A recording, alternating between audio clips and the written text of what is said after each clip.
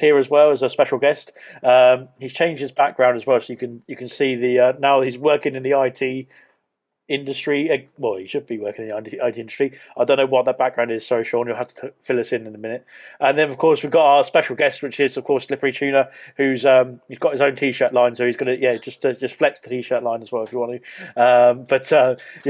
Of course, we've got a special guest. So we're gonna go through a few questions about sort of league racing with yourself and how you've enjoyed your career so far in league racing and that sort of thing, and what's been the highlights and other things like that as well. So yeah, we'll crack on with that, of course, but. Firstly, we'll go over to Matty or Slippertuna. I don't know which. Well, I'll call you Matty, but because it's easier. But or Tuna, whichever one. Whichever one of them. One of them's 5, one of them's 4 letters. But either way, we'll work it out. But yeah, obviously we had HDE. We had round. What round was it? 12? No, wait. Yes. 13, sorry, round 13 of France, in HDE, of course. So all 7 divisions were racing around France the last week or so. We'll go back to Matty. How did you find your French Grand Prix in Division 7? It was. Wow, I think I crashed out around about lap 15, something like that maybe. So I've just started running on no TC, so. That was kind of a bit of a challenge. I think there was a bit of a mess up for me crashing out. I think I turned around to Kieran and the party, and I said, well, "I'm not going to repeat." But that's okay. We get the idea. There was a few words said. I think I was just unlucky. I think I just might have made a few mistakes and everything. Fortunately, and that was obviously my race done. Well, I would say take the positives from it. It's probably better than Sean's. I don't know how Sean got on in Division 6. How did you? Hello, Sean. Firstly as well. Au revoir. What have you done to your background? Where's the island gone? And also, how was your French Grand Prix? The island, I've been kicked off it. Yeah, it was sea turtles. Yes. Yes, I'm now in my command center with. You can see I got a picture of my sister. Fantastic. What French Grand Prix? I think I got a point. Yeah, I did. It was a horrendous strategy. I think I started on mediums and I went ridiculously long to about lap 21. Then I just came in through the soft side and I basically just reversed into a point really because I think people fell off the road. It wasn't really an entertaining race to be honest from my point of view. I was leading no I wasn't. I was second, but I was in the top 3. Should have been a red flag at that point then, shouldn't there really? But, yeah. Codemasters.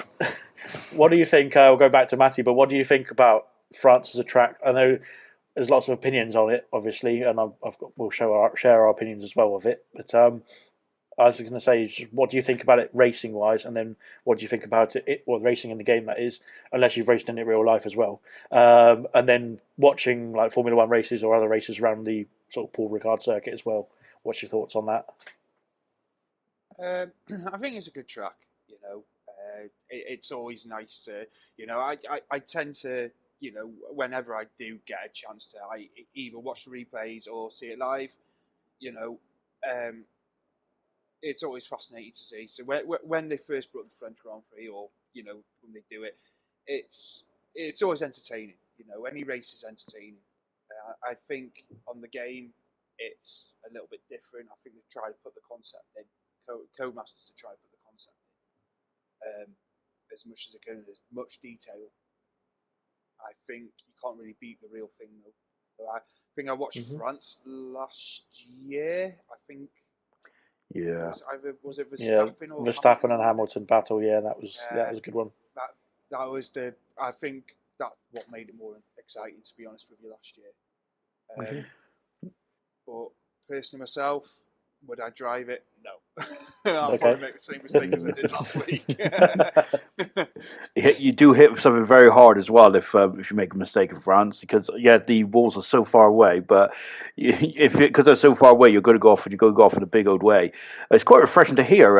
It's that you enjoy every race, which is absolutely fantastic, because a lot of people these days complain that it's a bit like, oh, this isn't very good, or it's a bit like After You Sir and all that kind of stuff, and moan about the DRS and stuff. So I'm really I really like the fact that you enjoy every race because it's very rare to hear that from an F1 fan these days because they're very outspoken, aren't they, about all this, that, and the other kind of thing. So it's very interesting. What's your favorite like race that you've ever like witnessed, kind of thing? Well, what's your favorite race that you've watched and like, yes, I gotta watch it again? I think it's Silverstone. It's got to be Silverstone because it's a British Grand Prix. It's probably one of the biggest races. Everyone wants to win it. A lot of the teams are based in the UK, and as a it's just always a good weekend. From Yeah. first practice to the race. You never know what the weather's going to do. That's another thing. It's unpredictable, and anyone can win it. Yeah. Usually Lewis Hamilton, isn't it? I don't know. He has Well, he gets OP around there, don't he? But would you Must be the fan boost. Yes, exactly. That's where it's going. And in terms of on the game, then, is that your favourite track as well to drive on the game, or is there something a bit more? No. Exactly. Someone after my own heart. See, I don't like Silverstone either, but I always get booed out. So, Silverstone's a great track. No, I 2 against 1. think the biggest, the best performance I've done this year was starting the first race, which was Bahrain. I don't know why. I just like the track, mostly because I've probably got less chance of like crashing out. You know. That's interesting to say because I think because Bahrain is such a technical and tough circuit. There's like undulations, not much undulations, but there's certain undulations in down in turn 8 where you can be spat off and into the wall quite heavily. I think even the double champ Emerson's been off there a few times, which is fantastic. Sorry, Emerson. We also we underneath. we've had a lot of victims in turn 12. Me, for example, I live in that corner. Basically, they call it Noob Corner now. So I got to say that's fantastic how you can how you say Bahrain's your favorite because there is a tough old track as well. So I think you do like a challenge, certainly. So it's fantastic to see. And talking about because you got a T-shirt on there, a tuna line. You was telling us a story about it earlier. Yes, loud and proud. Tell us about that because I'm really interested about this story. So as as everyone knows, I'm in Discord. We're always having a laugh and a joke or whatever. So how it went, I think it was about a year or so ago. I think it was last year with PBE, and me and Jonesy were in B2, I think it was, and basically what's happened is was like we're just having a laugh and joke and whatever, and I think Jonesy came out with something either on stream or in the party or whatever, and he said, well, Tuna does this, but he's got his own line. He said, I'm probably the only person he knows that could go off his line and go wide or crash out or do something ridiculous which could either alter the race or mess someone up. And then it just went on from there. And I was in the party one night with Kieran and Tommy and Bad Peso and everyone. And I'm not gonna lie, I had a few sherbets, and I said, you know what I should do? I've got a brilliant idea. Should make a T-shirt. So I was like there looking on my phone and stuff, and I made that's how it came. Tuna Line T-shirt came. So I sent one out to Bad, sent one out to Tommy, Vintage, and everyone. Just for a laugh. And that it's just great. It's just a bit of fun. I think that's.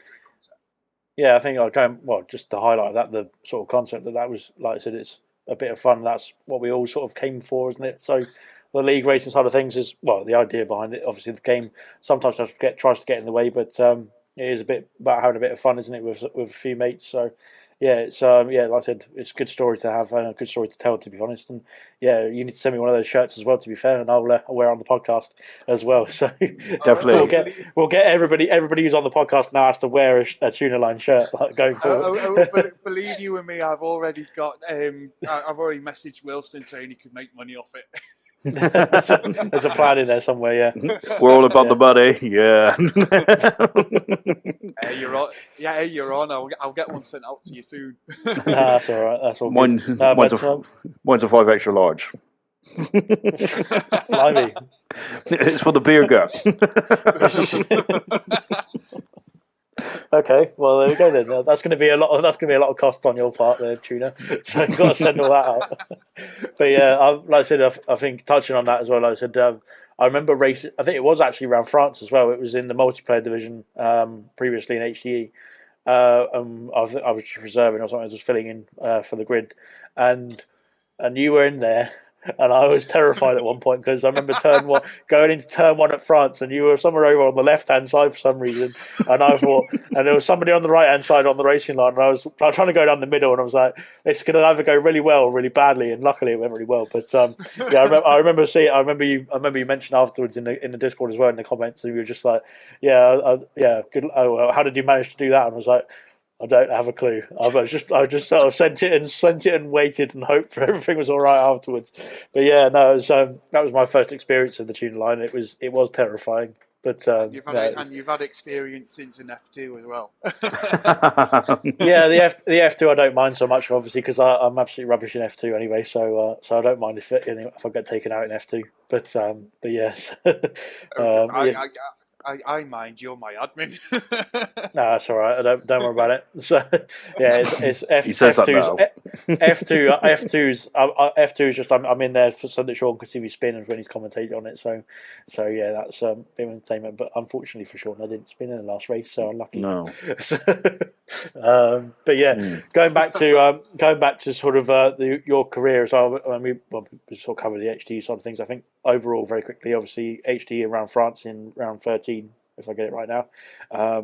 We had quite a few difficult races. I think it seems like one of the tracks that it's not a very pleasing track to drive. I don't think, in a sense, I think a lot of people don't fancy it, and I think again that's because they're also basing on real life sort of perception of the track when they're watching F1 races as well. I think actually in terms of league racing, France actually throws out quite a lot of entertaining league races in the ones that I've watched and participated in anyway, which is quite good. But yeah, I think there's something about the track that they need to make some sort of changes to, potentially they will make changes to it as well in real life, and then that will copy over into the game as well to make it more of a enjoyable circuit to race on as well. But yeah, like I said, overall in HD, I think everyone put in a good shift and did a good job. Unfortunately, Tuna didn't get any points, but yeah, that will come in the next track. So yeah, and Sean got points, but they will have to scratch them off or something because they don't count. So so there's that really. So so moving on from that as well, going into more about yourself. So what was your first memory, or when did you first get into sort of league racing? When was the first Formula One game you played, and then when did you start this sort of online part of the game as well? So, starting off with the first Formula One, I think it was, from what I remember, is 2010. It might have been a bit earlier, but as much as I can actually remember was 2010. And I know you don't like the word, but I was originally on 360. So was I back then. I was on the dark side as well. Oh dear. Right, cancel the podcast. Yep. And then, there was a few years where, I had gone through PS4s and it was broken. Oh, sorry, my Alexa just went off. Sorry about that, guys. That's all right. Sorry. Order Xbox 360 now. Sorry about that, guys. I'm going to be honest. I thought that was a train station. And I thought I heard a ding ding. Next platform arriving. The next platform arriving. I'm sorry about that, guys. No. Carry on. And then as far as the league goes, it was probably the height of the pandemic. I had a friend of mine who was racing I was just following the PBE stream and everything. Mm-hmm. So he sent me a invite thing to the Discord or whatever, and obviously I had a trial. And I didn't. Funny enough, I didn't pass the trial first time. Who was trialing you? It must have been Bradfield trialing you. That man doesn't know talent. The first time that got trialed was Michael, who used to be part of PBE. Oh, okay. Okay. And then I didn't pass that. And then probably a month later, I got a message on this. They kept me in the Discord on the holding area or whatever. I had a message saying, "Well, fancy a trial." So then it was Sloth and Michael who would trial me, and then they put me into the F2. Mm-hmm. So I did the F2, and then last year I was in the League 2 with Jonesy and Swanee and Broken and everything. And then obviously now I'm in Div 7. So I just thought I'd do it on the height of the pandemic. I couldn't do much, just like everyone else, and it was something to do to fill in the time. But then obviously I've got to know people over the time and have a laugh and a joke. So in the long run, it's worked out well.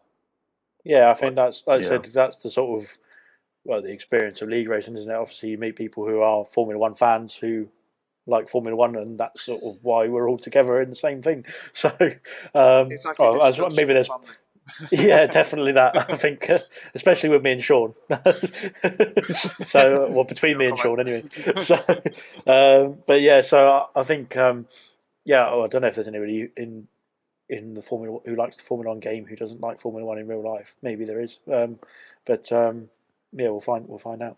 But yeah, let us know. Yeah, like I said, I think we're all Formula One fans for a reason. Obviously, we're all like the sport, so and play the game, obviously. So yeah, that's where it all comes about, doesn't it? So yeah, I would like to mention a few people though. If that's all right. Yeah. So like I mentioned Jonesy can you and everything. add me to the list? And me. So obviously Nosey for being a good admin and stuff, and probably not chewing my backside out. He's definitely fixing this list because it's definitely wrong then. But, people like Kieran, Tommy, Jonesy, and everyone who helped me, who do help me and everything. It just goes away because it does go a long way. It's a laugh. It shows you like the community. Yeah, You see like people like Serious Mushroom tag me or whatever, or obviously in our chat, hassle you or whatever. Always trying to give tips to like do it. It's all appreciated. We're all in it together. And it's people just helping people out is always fun, isn't it? Regardless if it's a game or not. It's that kind of interaction with people. Exactly that. I think you just hit the nail on the head there, really. And like I said, we're a bunch of weirdos all together, basically, aren't we? Yeah, I think that's literally it. That's okay. Maybe not. Maybe some people aren't weirdos, but yeah.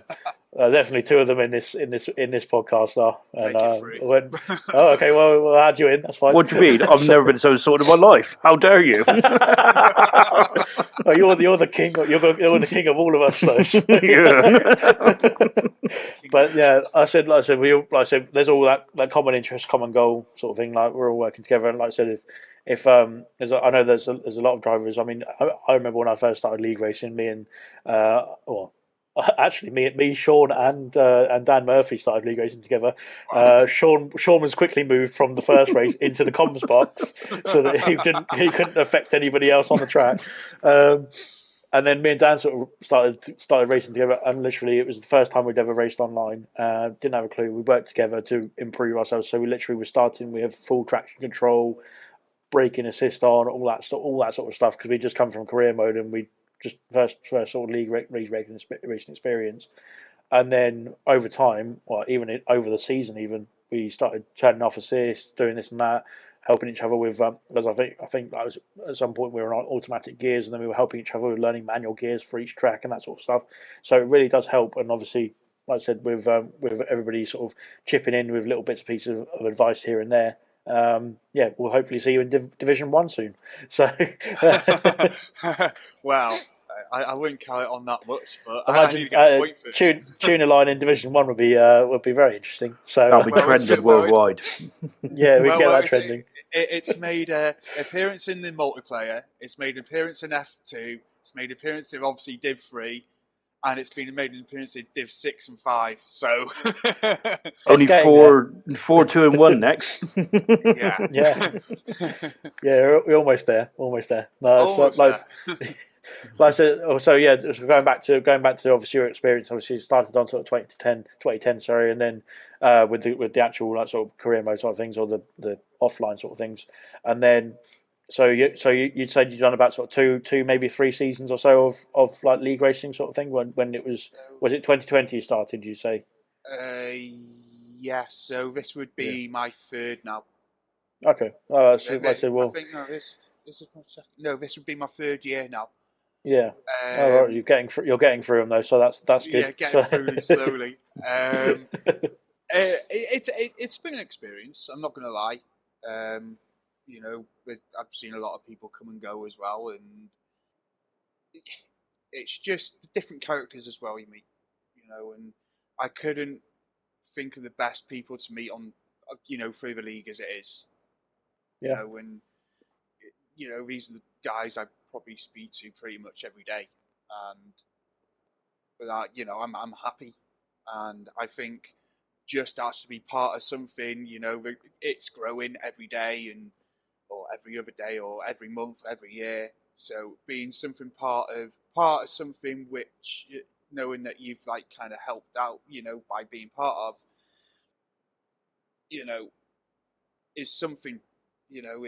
it's It means something. like Yeah. a bit of an achievement, doesn't it, as well? Hmm. And just carry on and have fun, I guess. That's really good to hear from yourself as well, because obviously, like I said, we Yeah. want everyone to enjoy themselves. It's part, like I said, that's part of playing the game anyway. And unfortunately, I can't say the same because I've known Sean for 3 years and it's been a nightmare. So, God, so it's gone. Yeah, exactly that. Yeah, so, it's like I said. Well, again, same as you, really. I think, well, same for all of us. I think at some point we all just sort of ended up in league racing because we decided to play online, and we sort of just ended up in that sort of thing. And then, like I said, the whole thing, even outside of HDE, there's so many, or there's thousands and thousands of leagues, and that, so it's all a community of Formula One fans who actually enjoy racing as well. So, again, until that sort of until the game turns out it's even more rubbish than it is this season. Then hopefully it can continue. But yeah, like I said, we can't vouch for Codemasters on this one, so we don't know. So, but yeah, like I said, it's exactly what you sort of just covered as well as yeah, I think it's the main points really for the reason why we're doing this anyway. So yeah, good for you to say that as well. But yeah, unless Sean's going to have something to ruin it all now, isn't he? So, oh, I hate you, or something like that. He's going to say. Yeah, basically, you've ruined my life. Wow. Hey, that's what I Okay. do. That's what I do. I used to be such a I used to be such a pub crawler. Now I hardly get past 9 o'clock now. he used to be a fun ginger, and now he's not. No, I, no. I don't know. I think I could probably teach you a thing or two still. No, Sounds don't good. worry. Every day's a school day with me. So yeah, teach away, my lad. Teach away. You learn something new every day. Definitely.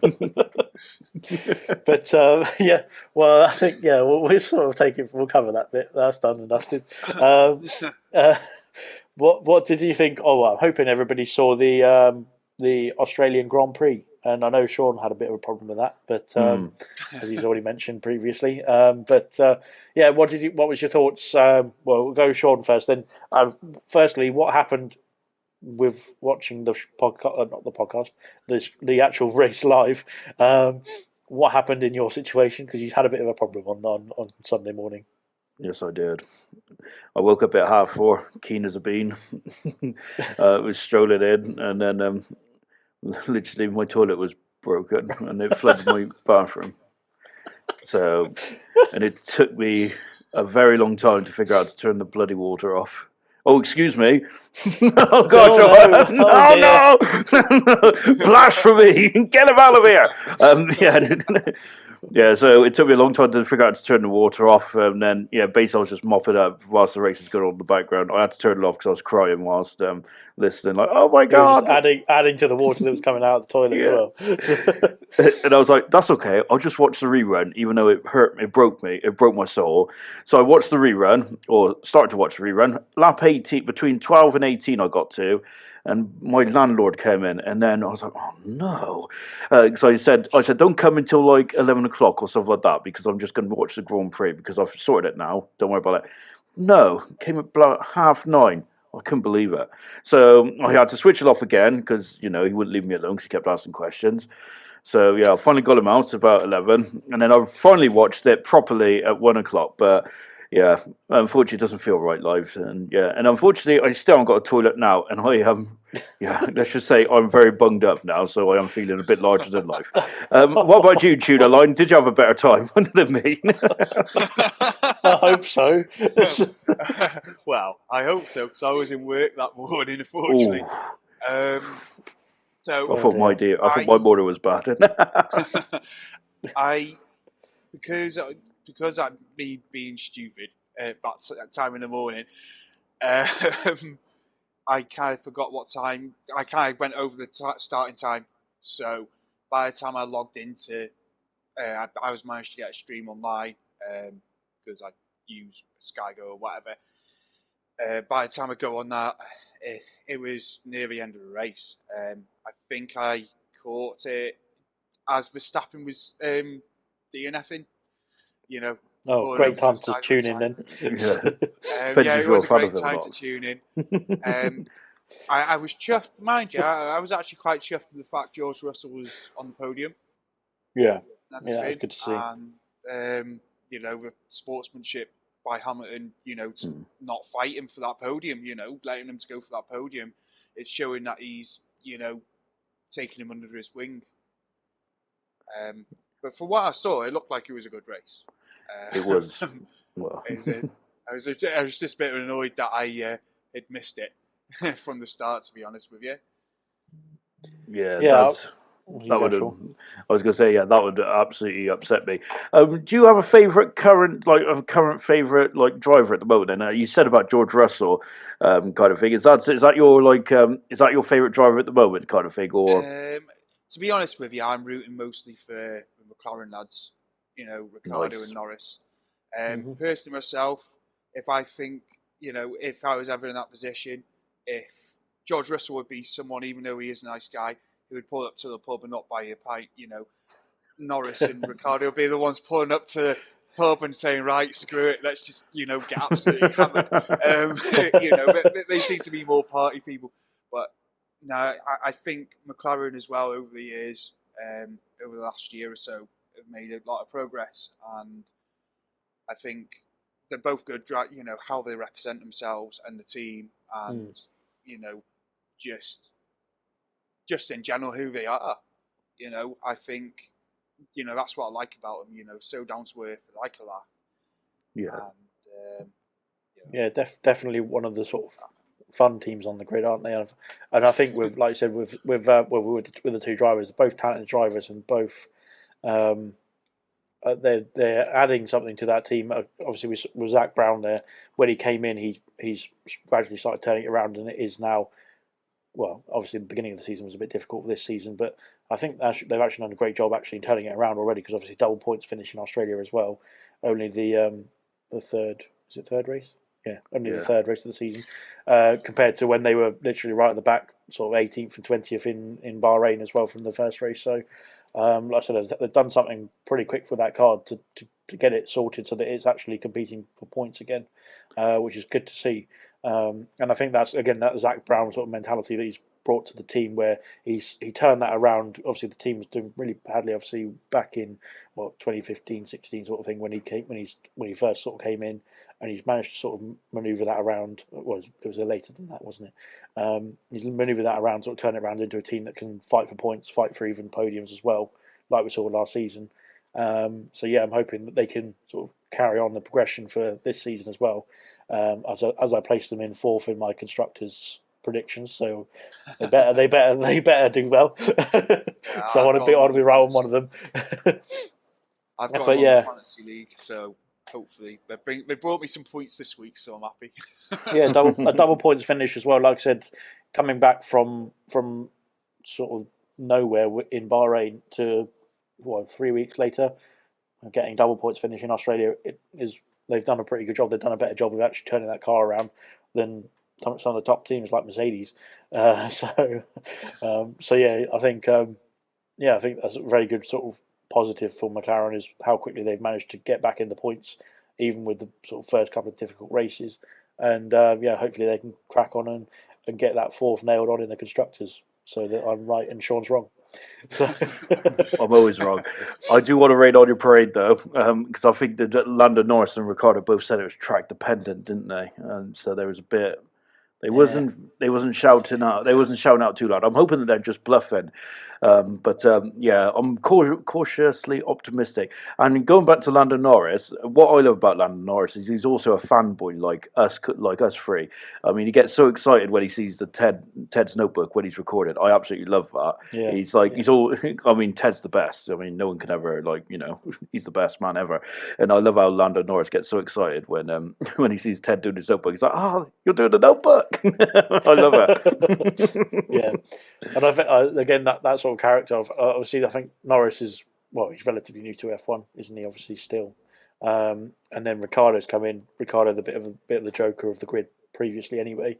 It's a good pairing of to have those two drivers, I think, and it's paying off really. I think it paid off last season anyway, so we'll see how it goes for the rest of the season as well. But I don't doubt that McLaren will be getting some good points anyway going forward, and yeah, being track dependent.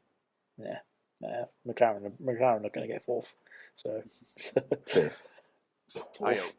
fourth. Where do you reckon they're going to come, Tudor? Do you reckon they're going to be fourth, fifth, or do you reckon they're going to be higher? First. Yeah, I wish. I think I agree with fourth. I think this year, I think next year maybe give it about another year or two. They'll be up there. It would be nice to see them up there to win another a major championship. But at this moment, you're looking about fourth, fifth. Yeah. Depending on. Oh, so you split it now. So you're on both of our sides, which is on fourth and fifth. I've got to keep you both sweet. Oh, don't worry about me. Right. Just feed him chocolate, and that'll keep him sweet. Yeah, Galaxy, I'm on now. It's just so I don't get destroyed week after week. I don't destroy anyone. Don't worry about it. No, I'm usually eating. No, it'd be nice to see him back up there. Yeah, definitely. It's been quite a few years, hasn't it? And they're obviously doing something in McLaren which will, which is, changing year to year, isn't it? So yeah, and it's a long-term thing, isn't it? Yeah, you can see that. You can only hope. Oh. And sorry, I smashed my finger. It really hurt. And for McLaren's livery and things like that, what's your favourite livery? Do you like the papaya orange, or did you like the chrome car? Because I love the chrome car when when Hamilton was driving it. What's your favourite livery for McLaren? It's got to be the current one. Yeah, it's got to be the thingy. That's why I was going for the colour as well. Try and get the colour. Only because that's why it's only because obviously representing the team in Div 7, but I just it worked out well anyway with the t-shirt. But no, I think the colour they got now, the papaya colours, Yeah, I have to agree with you there. I think I like both. I like both of them, so including the chrome as well. But I think yeah, just the sort of, I think maybe it goes with the style of the car as well, obviously how it looks shape wise. Yeah. But I think definitely this season's livery is cracking, so I love it. Did you like this season's livery, Tudor? Because there was a lot of people who's like, it's a bit busy, and they didn't really like it as much. Did you prefer this season's, or did you prefer last season's, or maybe even 2020's livery? to be honest with you, I do like this season's. You know, I watched the car reveal. They did it live on Facebook. So I watched the live reveal. The only one I had a chance to watch, actually. Only one worth Yeah, watching. yeah, probably. No, yeah, I liked it. You know, it's I think there's not much of a difference. You know, I thought there wasn't much of a difference from like previous years or whatever, apart from obviously when it was the Vodafone and the gold and the chrome and everything. Silver or whatever you want to call it. But yeah, um, yeah, it's quite nice. You know, I think they've put a little bit more work in it and a little bit more time and effort into it. You know, it looks good. I Yeah, they also like definitely. the. Well, Oh, I was sorry, going to say they Alex. definitely went out of the box rather than some people who played it safe, put it that way, and just copied and pasted from last season. So Who do you mean, Alex? Who do you mean? Red Bull. That energy drink company. I can't remember what they're called. Yeah. It's Monster F1. Oh, that would be a team that I would like to have an F1. Yeah, Monster F1, yeah. Now, surely. it's probably fueled Yeah. on Monster rather than natural fuel. I was fueled on Monster during the pandemic. I have got a really unhealthy obsession of Monster. Literally, I was drinking it every day. I was like, oh. Just bouncing off the walls. I was. It was horrific. It was a sugar crash. Yeah, okay. Anyway, what I was going to say something about Australia still. What did you think? We only saw, we saw obviously the race and the qualifying, everything around it, and the changes to the track. What did you think? Oh, sorry, the dog's fallen asleep. Um, what did you think about the track changes and things like that, and how it affected the racing? Do you reckon it was beneficial or not much different or anything like that? So a lot of the weekend, unfortunately I missed a lot of the weekend. I'm not gonna lie, obviously Hmm. just due to work and sleeping during the day and everything. So and other things in life. So I fortunately I missed most of the weekend. Um, but I did read about the track change and stuff. You know, there is a change in track. There's always going to be an issue. You know, if you've raced there previously before the change, you know you're going to know what corners coming up, Yeah. where you're gonna lose time, where you are gonna gain time. So it's always going to be challenging. You know, you can just see it's always going to be challenging if you're used to that track. So I would have thought, that from what I've seen, they've adapted to it. They're obviously probably previously before going out there, you know, well, this is the new track, straight on the simulator. What Hmm. can we do better? Where Yeah. can we get Yeah. more time? Where don't we crash out? Um, Yeah, that's the one you need to get right as well, especially. So, who we're gonna who we're gonna potentially screw over by a bad mistake. It's all different factors, isn't it? mhm. So, from what I see, everything that everyone adapted to it. Apart from the people at DNF.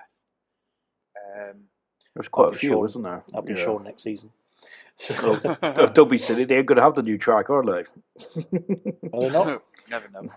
Yeah, well, we waited until December for the actual calendar, didn't we? I don't know the crunch, Uh, though, do I? I hope Codemasters can at least do a couple of corner changes for Australia, at Abu Dhabi and whatever. But anyway, what did you think in terms of the race as well, Sean? What the track changes brought to the racing overall and that sort of thing? I must admit, when I first seen the track changes, I was groaning and like, oof. I was a bit disappointed by them. And I thought the old turn 13 after the third DR zone, I thought they butchered that. And I was like, oh gosh, you're going to get two cars side by side there. But to be fair, it was actually all right. I'm still disappointed they got rid of turn 9, the old turn 9 and 10, that chicane.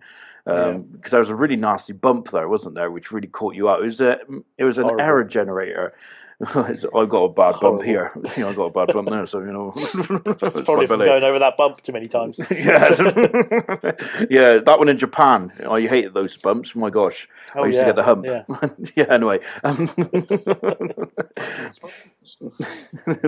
But yeah, I think it was all right. I mean, I still prefer if they just, kept it the same because I'm quite an old person, I can't believe it's the first time though that they've resurfaced the track since 1996. I didn't believe that. That's Yeah, fantastic. that's So well. I think as obviously it's obviously part of it in some parts of it anyway are obviously the sort of public roads as well when it's not in use for the F1. So yeah, I thought that was quite an interesting fact as well. To be fair, yeah, when it got raced, but yeah, like I said, I didn't see much of a benefit for the additional sort of DRS zone um, after the old sort of turn six. Well, the new turn six now as well, I suppose. Because I didn't see anybody overtaking towards before that chicane, before the sort of old, well, typical sort of turn. It was turn 11 and 12, wasn't it? The old yeah, turn 11 the and 12. Um, the beast. the beastly chicane that is an absolute menace in league racing as well. But yeah, I didn't see much of a benefit of that being a DRS zone from what I saw in the race anyway. And then yeah, like I said, I think increasing the length of the DRS zone after the chicane so that there's potential for more overtakes into turn 13, like you said, which they've now widened and made it a bit deeper so that there's more distance to it before coming down the Mm. straight. I think was slightly beneficial, but I didn't see much of a additional benefit to it. Yeah, but yeah. Anyway, so like I said, it was a few changes that I think actually when I saw the changes as well, unlike yourself, Sean, I actually thought that could actually be good for the track for racing on it as well, personally as well from a league Yeah, racing point of view. And then actually from watching the race point of view, I thought potentially, obviously with the added sort of ability for DRS and speed, then it could be good. But I didn't see much of it in the race in terms of what they actually brought compared to old Australian races, that sort of thing. But yeah, it's a bit of a shame that, but well, not a bit of a shame. I think it was still a good race to watch. It was still entertaining. And like I said, we had a few big names crashing out, or not crashing out, or not making it to the end. So like the likes of Sainz and Verstappen. So yeah, somehow Mercedes managed another podium out of it, so which is quite an amazing feat how they've managed to do that so far, thanks to the errors from the teams, the two top teams, really, unfortunately, not by merit, unfortunately in this case, but well, I suppose they had to be somewhere to get those points, but yeah, I think obviously the title race in Verstappen's eyes, according to his according to what he said after the Australian race as well, is that it's now out of the reach for Max and it's Leclerc's to lose. 43 points is the difference now to from Leclerc to actually George Russell, I believe, in P2. Because obviously the Mercedes have been picking up points here and there, and of course Sainz has unfortunately DNF. Max has now DNF'd in 2 races out of the 3. So yeah, Max is basically saying that title defence is done and dusted already. Round 3. What's your thoughts on that? Um, well, if that's the case, then I think I think in Division One, there's a danger times like about 60 odd points in front of Blaze at the moment. So if that's the way that we're going, then I think that title's over. I generally believe that Verstappen don't believe that. I think he's just playing a bit of mind games kind of thing because you can't write off the title after 3 rounds because anything could happen in Grand Prix racing. It usually does, as the great Murray Walker used to say. Hmm. So you cannot write Verstappen off. No way. He was very good in Saudi Arabia. Fantastic drive. I thought that was, especially the gamesmanship between himself and Leclerc was fantastic.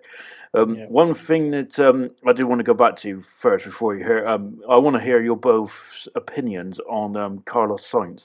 I was a bit disappointed. Yeah, he had some gremlins in Q3 with like his engine not starting up, and he was very unlucky with that red flag when Alonso crashed. But yeah, he had a bad start because of the steering wheel as well. But it was an awful weekend, really, from Sainz in terms of bad luck. But Yeah. I felt he fluffed it a bit with that attempted overtaking and then beached himself in the gravel. It's a very long race around Australia, and with the new track layout, at that time we didn't know how it was going to be. I feel that he fluffed his lines and I was a bit disappointed by Sainz. What are your thoughts? You take it away. Take it away, Matty.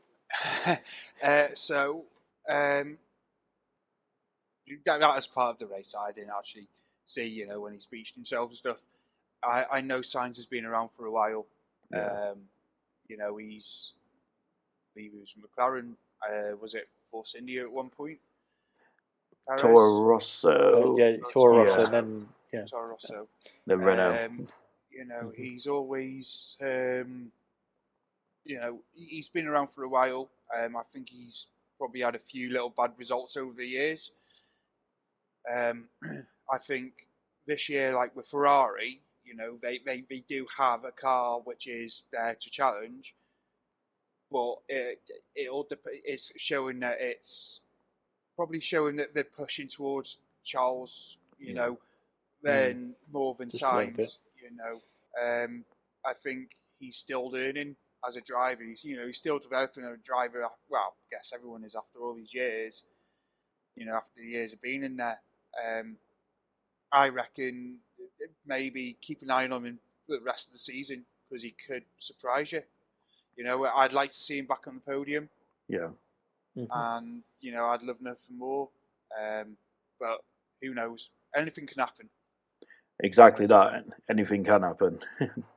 So You know, I think, like I said, he's had a really long career. He's got the experience now, especially through different levels of teams as well. And I think obviously Ferrari being now where they are now, sorry, being the top of that. I think because he's not really competed in a race winning capable car throughout a whole season. Well, I mean, it's only 3 rounds so far, obviously, but it looks like that Ferrari is capable of winning a race, whichever track it is that he turn up to for this season so far, anyway.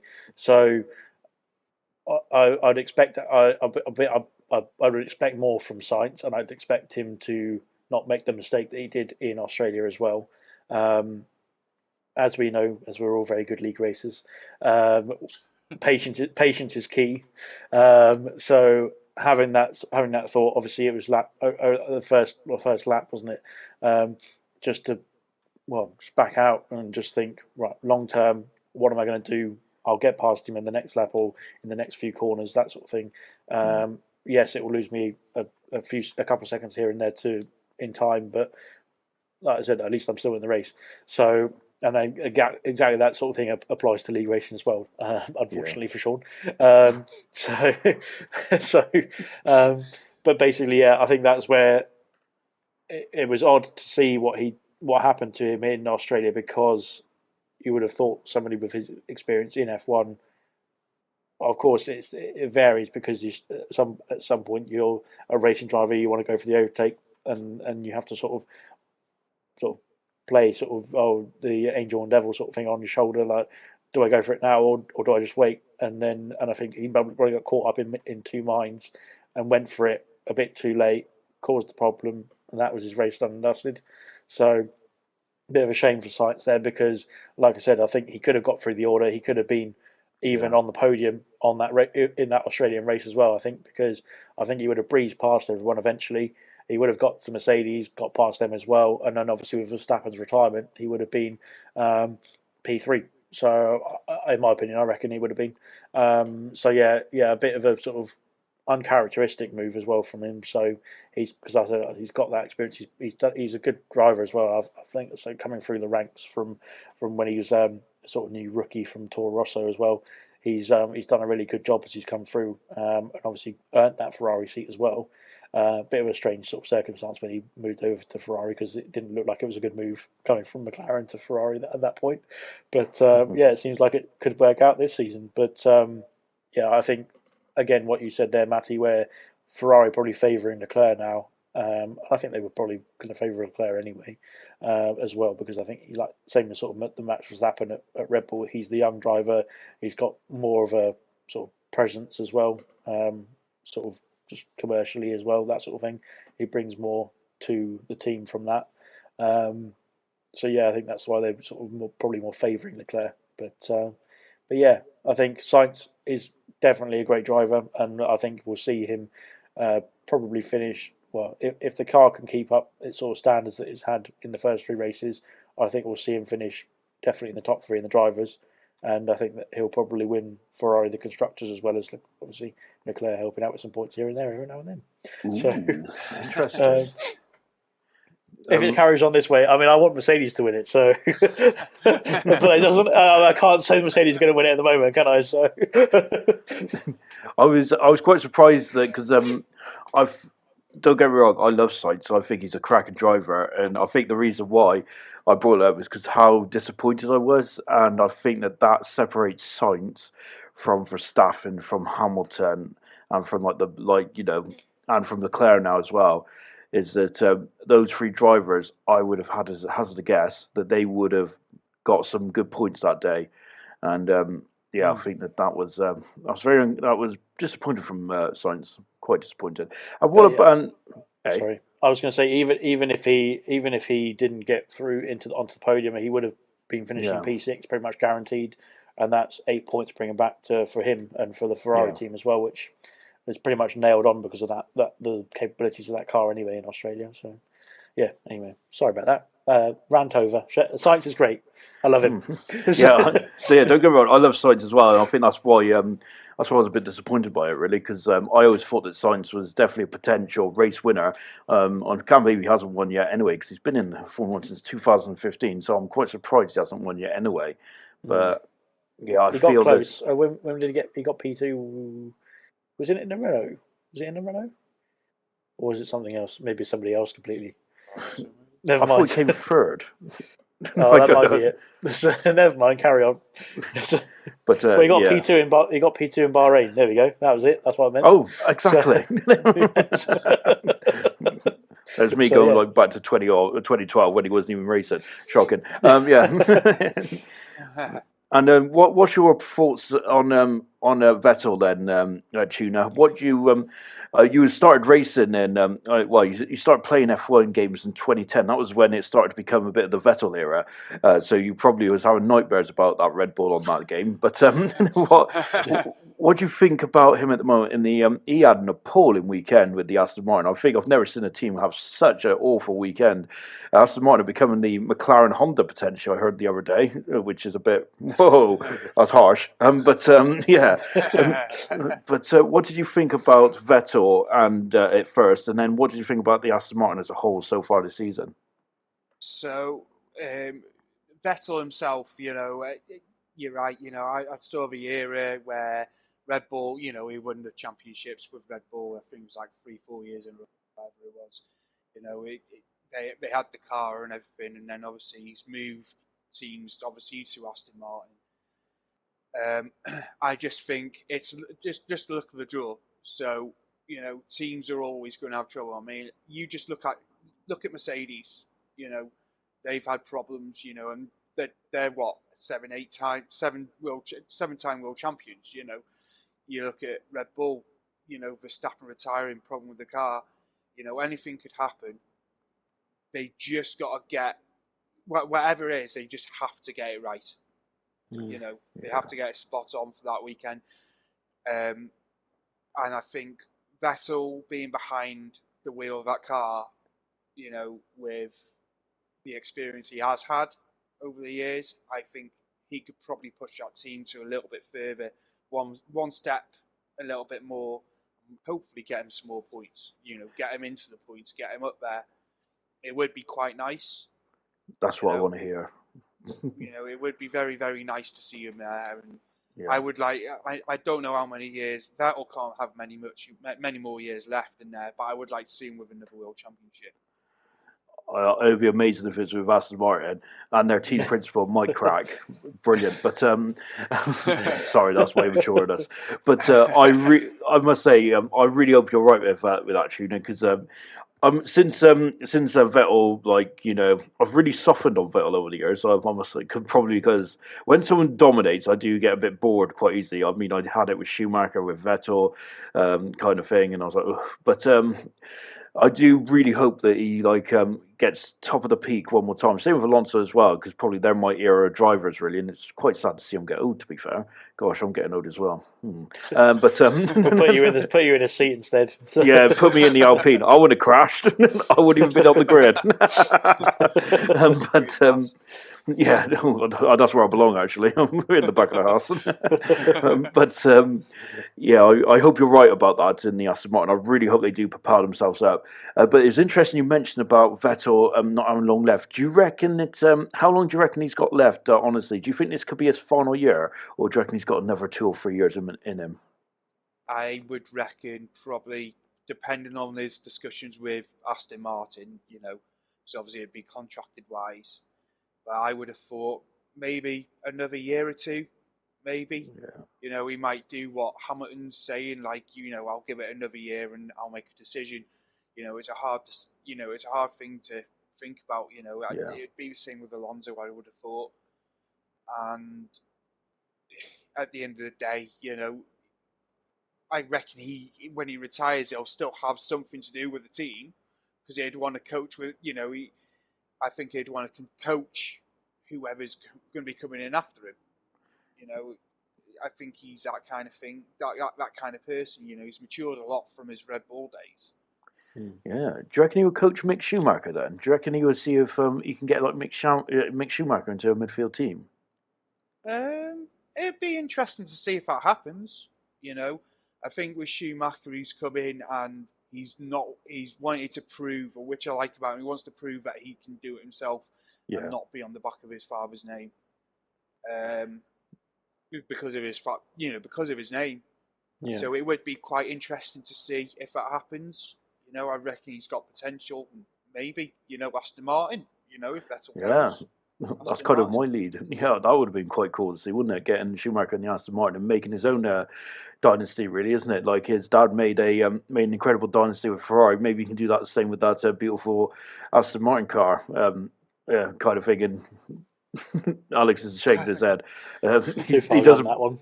Yeah. Hey, we can dream. We can dream. Yeah, it's a good dream that is though. I was going to say on Vettel. I've just gone back to Vettel before I get onto Aston Martin as well. Used to hate the guy. Really despised it. I went to the Azerbaijan Grand Prix where the incident happened with Lewis. And I was best pleased. And I then luckily I think somebody had a spare ticket or something, so I went to the Silverstone Grand Prix that same season after the Azerbaijan Grand Prix, sitting in Stowe Corner. It was absolutely brilliant because he got a puncture coming round Stowe Corner, and British fans do what British fans do. That was interesting. It was good fun from my point of view. Since he's actually moved away from a championship winning car, obviously he was with the Ferrari as well after the Red Bull, which was still competing for wins here and there, because of their illegal engine mainly, but anyway, since he moved away from a sort of race winning team, his mentality's changed and he's become a more personable, likable character, for me anyway. So yeah, I don't have any issues with him now, and I like him. I like what he's doing outside of the sport. I think he's doing a lot of good as well. A lot of good to bring more to F1, but also to bring just goodness to the world really as well. There's a lot of stuff that he does outside of the sport that is incredible as well. So I just think I think there's it'd be good to have him in F1 still. I think from the end of this season onwards. I don't see it being a long time, and I potentially could see it being his last season this season as well. Yeah. But like I said, I don't see him being able to. Well, I don't see him being offered a seat in a team that's competing for from the top sort of 4 teams or so that are going to be competing for big points, big wins. I just don't see a seat sort of opening up in the near future unless something like Lewis Hamilton retires or something like that as well. And I don't think they'd replace him with someone like Vettel either if something like that did happen. I find it difficult to see where he could go if he was going to leave Aston Martin. On the Aston Martin side as well, that team, it's not going very well. It's when their money came in, when they were performing their best was when it was when before the money came in. So when it was Force India, when it was Racing Point, they had a tiny budget, but they were competing as best they could, and they were doing really well. Racing Point was a pretty good success as well. Before I said, Oh, well, so it's for the last season when the Stroll sort of took over as well, but that was mainly because of what had been put in the plans or put together beforehand. And copying the Mercedes car was an absolute genius move as well, by the way. So um, nobody had everyone had a problem with it, but there's nothing you can do about it, really. So, yeah, I think, well, why wouldn't they? So, really good stuff indeed, actually, from them. And then I think since the money come in, since Stroll's come in and actually taken over as the owner, um, I think it's actually gone downhill, and that's why we've seen Aston Martin go backwards, especially this season. I think the investment's been in the wrong areas. It's not really sort of worked together. Whereas you see something like a McLaren, where they've had all that teamwork and pulling together to actually make the car a good car over time. So yeah, I don't see Aston Martin doing very well, unfortunately. I also have a big problem. My laptop is about to run out of charge, so I will have to go get my charger. I'll be back in a minute. On that interval. On that note, let's all Yeah. go to the lobby. Yeah. Hotel. Oh, not a Pitbull fan. Yeah, going back to the Vettel thing then, yeah, I honestly think that I really think, unfortunately, this is going to be Vettel's last season, and it really hurts me to say that. Um, but I do like the idea of maybe him doing a coaching role with Mick Schumacher. That'd be pretty cool. I'm not sure who Mick Schumacher's manager is or anything like that, because maybe there might be a space up there. But yeah, I think that's something. I would have thought the manager would be the same as his dad would be using, to be honest with you. Yeah, I can't remember her name now. But I think she Something was. German. Yeah, so that'll do, wouldn't it? And talking about, and of course we go over from one legend to another in terms of Fernando Alonso. My gosh, that Alpine was absolutely sensational on the weekend. But my heart absolutely sunk because he was so good in quitting practice free, and the Alpine was very much at the forefront, and he was on a lap which could have got him up into maybe the front two rows. What was your thoughts on Alpine over the weekend? Well, not only Alpine but Alonso, because he was on it from right from the get go. So I think with Alonso, he's he's come back. He finished. He retired or whatever he did and came back. And I think he wants to prove it. I'm pretty sure I read an interview saying that he wants a world championship before he finishes again, Yeah. which I think is absolutely brilliant. Just like Vettel. Also out of the order, out of question as well. But yeah. Don't be harsh. He's I don't know. I think he's a good fit. Yeah. He's a good fit in the team, and I think whoever his teammate's going to be, if they come or go, I think he's got that kind of knowledge, which will help a new team. With him being a new team, he's got that knowledge. He knows what could probably be better, what can be changed on a weekend, and yeah, I just hope to see more of him. To be honest with you, once again, he's a pick in my fantasy team, so I want to vote There you for go. him. Just Go for supporting the the ones for golden the fantasy. Yeah. I see how it is. There's He's a bit gone for of the experience in his fantasy team. There we go. Yeah, experience. experience. Yeah, that's how I say about my years. I'm experienced, not old. Not sure what in, but Very, I am. very experienced. Yes, Or very something. experienced. I'm going back to Alpine. Go back seriously, anyway. There's a bottleneck at Alpine now because I'm not sure if you guys watched F2 too much, but there's a young driver called Oscar Piastri, who's the Formula 2 champ. He was in Australia quite a bit, mainly because that's from where his nationality is. He is not going to be hanging around forever, and I have a feeling that he's going to be very much hot property for 2023. Is there going to be a seat available at Alpine, or is he going to have to look somewhere else?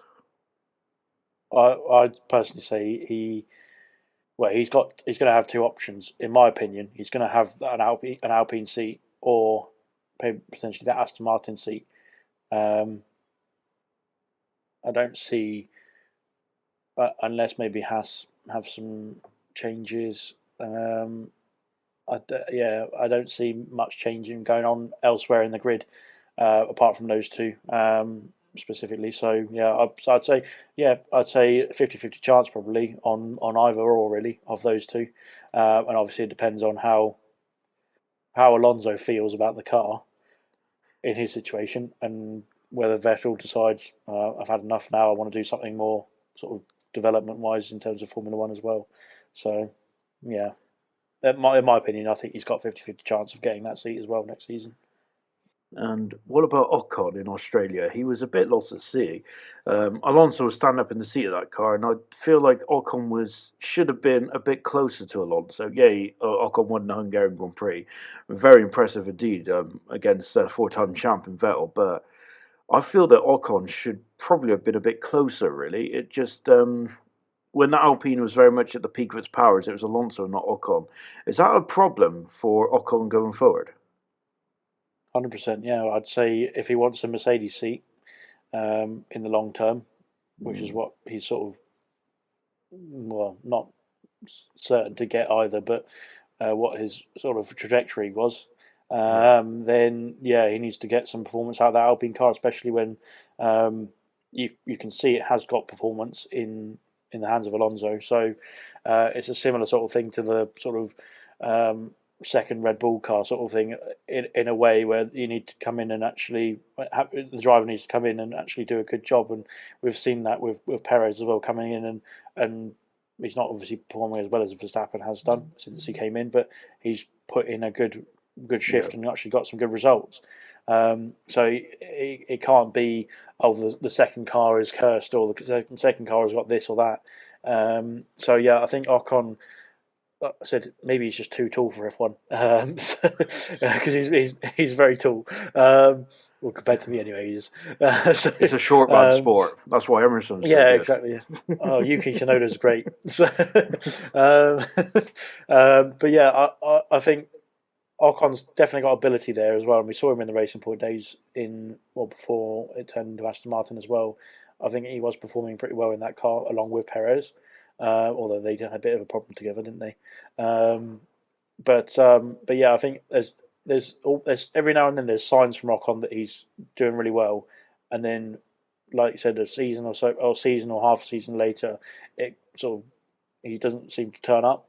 Mm. So like I said, I'm hoping that it sort of turns around for him in the sort of we only had 3 races this season, but you can tell the experience from Alonso is putting him further ahead in that same car. Um, and again, I think Ocon is getting there where he's actually similar to sort of Science. He's had that experience throughout different cars on the grid that he should be doing better than what he might be doing. So yeah, we'll have to wait and see. I don't know what's your sort of opinions on that, Matty. So Ocon, I think I remember when I think it was Manor when he first started. Yeah. Hmm. Good old Manor days before they went Back in the day, bust. Back in the day, back in the day. Um, so when he was beside, was it George Bianchi, his teammate, that George Bianchi was driving with? I think it was Was Verline, it? wasn't it? 'Cause, Or them was two it didn't go. Verline? They didn't get on Pascal very well. Wehrlein. Yeah, in Um, 2016, wasn't it? That was interesting. something like that. But he's definitely improved. He's definitely improved from those days. He's gone from a team with like literally zero budget to a team with some kind of budget, so he's got a car to work with. And I've always said, as soon as I saw him, he's going to get points at some point, but he needs to Hmm. have the car behind him. And he's been quite lucky to be there and be in a car that he is in, and having an experienced teammate to kind of help him along with that. I don't see him I don't potentially see him at Mercedes though. I don't. I think it'd be Ferrari, like maybe a little bit Ooh, further down the line with Mick Okay. Schumacher or something. I that's honestly do. interesting. I really do think that. Um, Oh, I think I must just think because Mercedes. I just think most of the Mercedes teams are snobs. Like, they only want certain they only want certain talent. They don't want one trick. You have to be this height. Ocon, you're too high, so get out. I don't think they want one trick ponies at Mercedes. I think Ferrari will take, regardless if you're on trick pony or not, they'll give you a chance. They're not going to be strict on you as long as you're getting them points and getting them up there. So I would quite like it there. I'd quite like to see him at Ferrari. Yeah. But it'd be interesting to see what it does for the next year or two. You've ruined my dreams. You've ruined my dreams, Tuna. I was hoping to go to Mercedes, but obviously if they're snobby, there's no way they're going to have me. Gosh, I live in the forest. I want my bone with a leaf, so Well, I love it. Now that you've revealed that, they're not going to hire you at all. Now, so you're completely out of the window now. They're not going to hire me. I tell you that. Too much info. But I like your. I do like your opinion on Ocon, because I'm going to Ferrari. That's really intrigued me, because with Ocon, I've always assumed, and it's because of, I think Formula One has got this like one-dimensional problem now with the drivers like being associated with teams, which I think is unfortunately I've gone onto that path now as well, where I'm now one single mind, like Ocon must go to Mercedes, he must then go to Aston Martin or something like that because he's associated with Mercedes. I really like the idea of Ocon in Ferrari actually.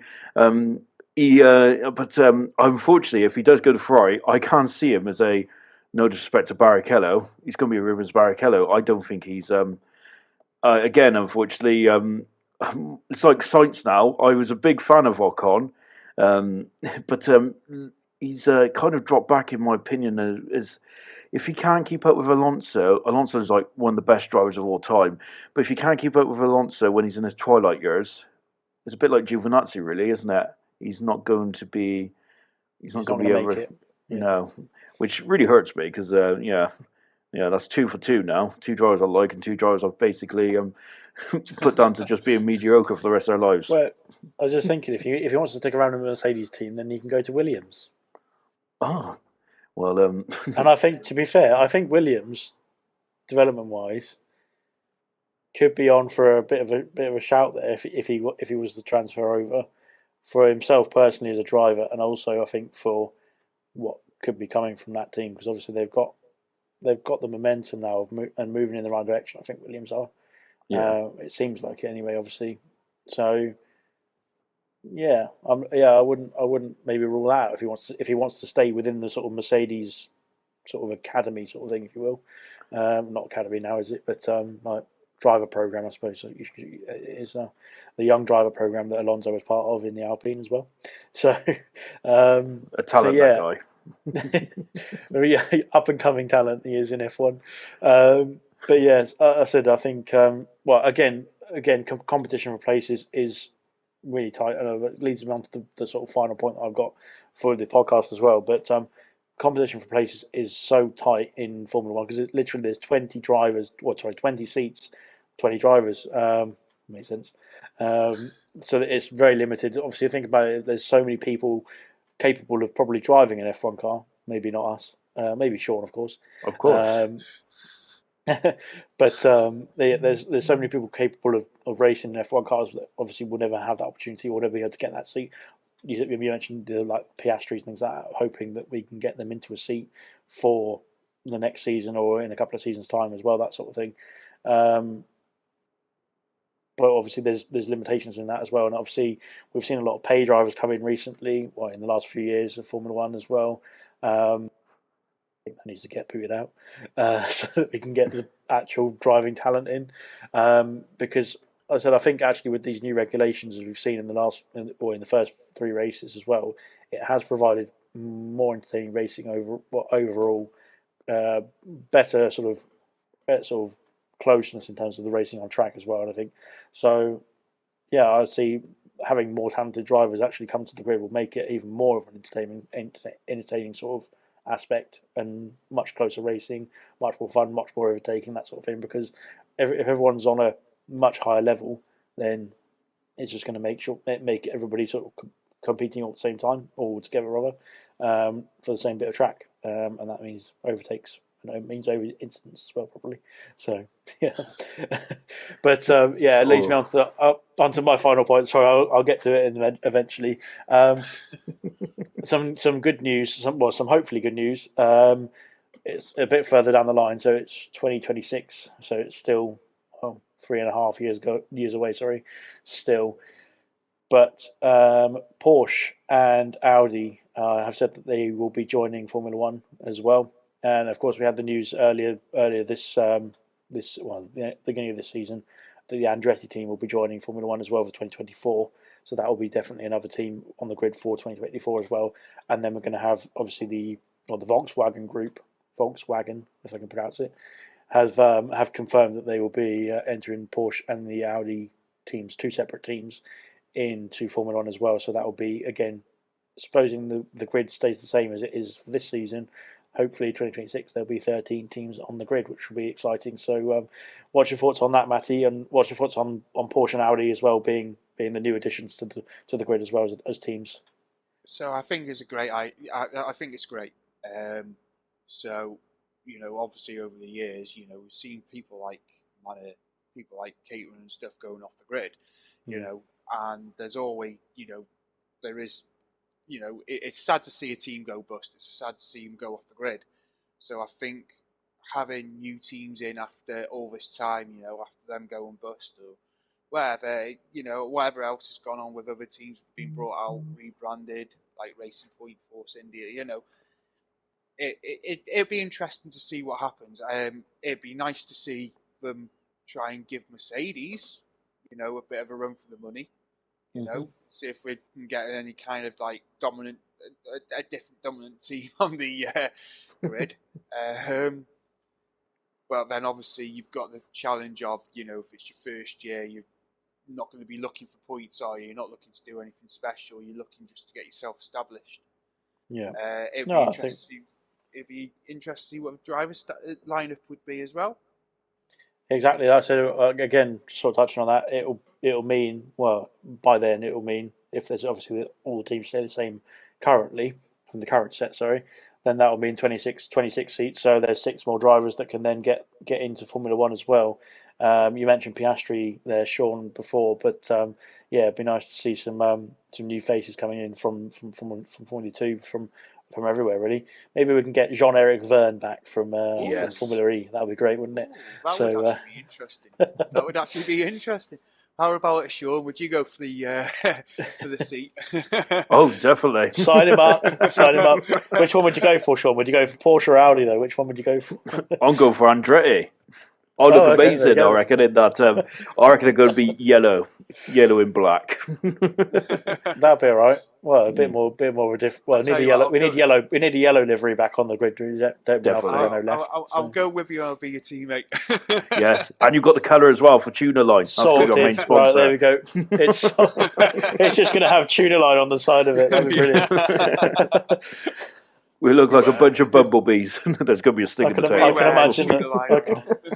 I can imagine some drivers getting a bit disgruntled with the Tuna Line on team radio.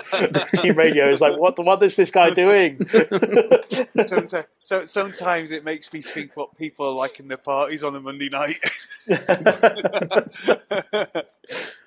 I have a feeling that our team radio is not going to be broadcasted very much, so is it?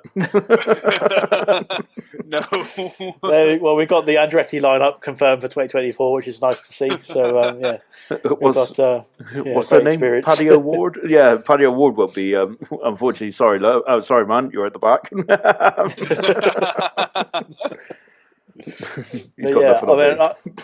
We've talked about it. We've talked about it before, obviously, with adding more teams to the grid to make it obviously more competitive, more interesting.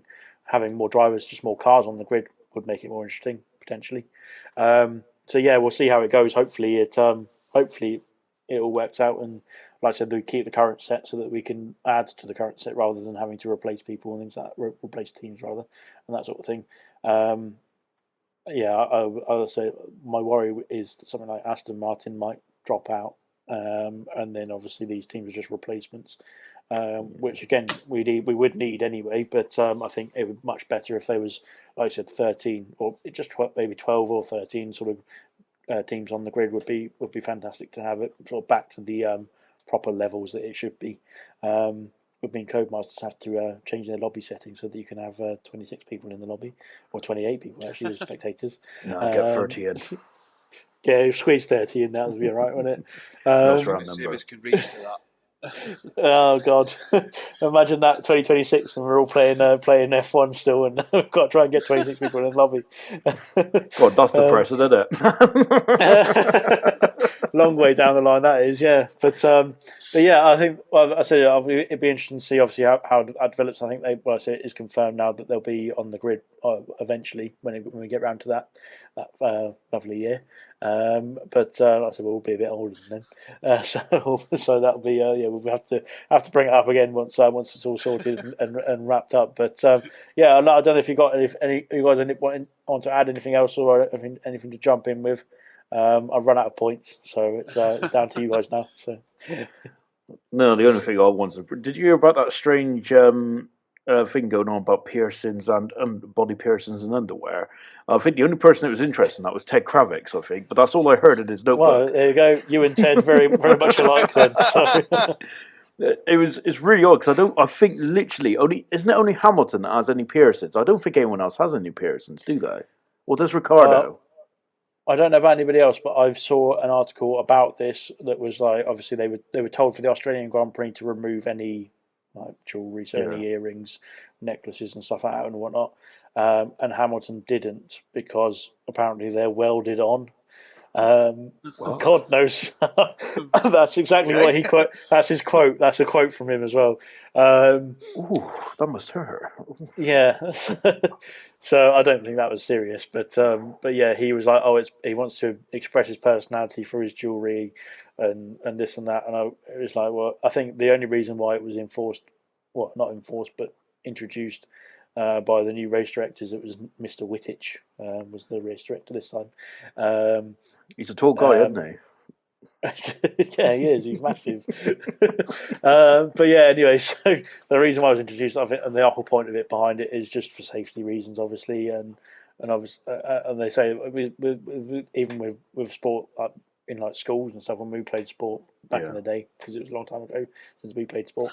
But they told us to remove jewelry and like watches and stuff like that, obviously, and I think. At the end of the day, it's not a big deal. I think it's just common sense just to do that sort of thing, just in case of like for safety or for safety reasons, anything like catching it on something and pulling your ear off or something like that. It's just common I can imagine you with a king. I can imagine you, Alex, with the big bling bling, king of bling. Yeah, I'll be the king of bling, but I'll make sure I'll take it off for the race. Don't worry. Of course, safety first, fashion second. Safety first, bling afterwards. Necklaces, the chains, literally, when you get out of the cockpit and you're just like, yep, I'll put this on and straight over the helmet and everything like that. I can imagine Tuna with like a big old like tuna like thing on his like around his neck, like medallion, like yeah. That's more merchandise. That's it. That's more merchandise. 10%. 10% I want. Don't tempt me. But you realise when this goes out, when this gets put up on YouTube, and like say certain people hear this, next time in the party a little bit after a few sherbets, you do realise what's going to happen, right? Good stuff. We want to see it. I do need some new socks, by the way. So if you can get some socks for me, that'd be fantastic. Hey, I've already told Wilson if he wants to make some money, you know. You could literally do the whole fashion line, do the whole lot. Yeah, it'd be great. you got some moderate as well, like tuning. I'm like, yeah. Right, I think this has gone off topic, Alex. So let's finish. I don't know. I've got you for that, Sean. Oh no, you don't me modelling, bloody hell. That's a lot of money. Just get the fabric to cover my rear. Well, I mean, anyway, what a podcast it's been then. So yeah, we'll wrap it up there. I think that will do. We've had fantastic podcast. Thanks very much for Matty or for Tuna for joining us as well. It's been a pleasure to have you on and to get an insight from your point of view as well on all sorts of things F1 as well and t-shirts. and clothing lines. So yeah, we'll look forward to what you got coming out in the future as well. And yeah, of course, watching you race as well in Division 7. It's yeah, it's a pleasure to have you on the grid as well. And yeah, thanks very much for watching, everybody. And yeah, we'll catch you hopefully in a week or so's time for the next podcast as well. But in the meantime, we'll catch you soon. Ciao for now.